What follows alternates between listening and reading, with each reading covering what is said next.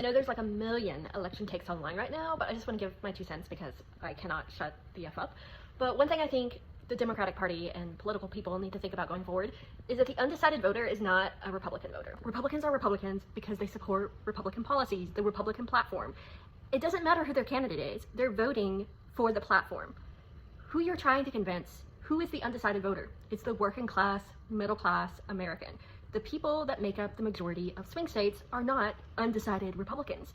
I didn't know it was that possible to drop the ball on the very people who put you in the White House, but they did it. They did it by somehow Liz Cheney becoming like the face of the Kamala Harris campaign, it feels like, in the last 2 weeks. I literally heard more about Liz Cheney and reaching former Republican women than I did about most of the Harris campaign to improve life for the middle class. And I think that was because the Harris campaign refused to talk about things that they would do differently from Joe Biden's campaign.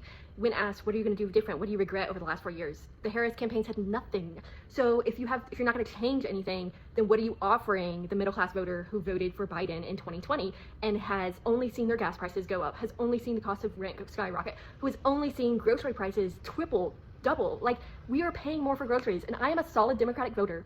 I do not vote based on the economy because I care a lot about foreign policy and how it affects domestic policy. And I understand there's a war in Ukraine that is driving up the cost of gasoline. But if you're a president, you have to handle domestic policy. That is your #1 role, is to make life better for Americans.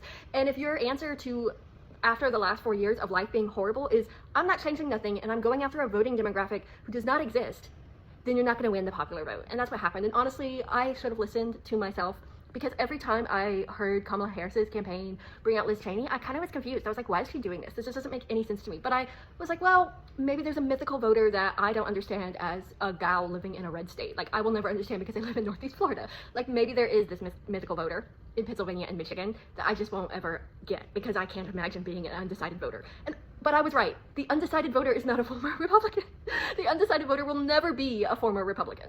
It will always be someone who is a middle class, working class American who simply wants to have a better life for themselves and their kids, and who votes for that and not for a party. They split ticket vote because they vote for who they think will make their life better, not who has an R or a D next to their name. And if you want to actually know what that looks like, look at the North Carolina Democrats, because they just defeated statewide Republican office for the first time in 2 decades, while Kamala Harris lost the state as a whole. Because the voters in North Carolina are exactly the people, the roadmap to winning the popular vote nationally for both parties. If you want to win the popular national vote, look at how the Republicans in North Carolina beat back fascism in their own state.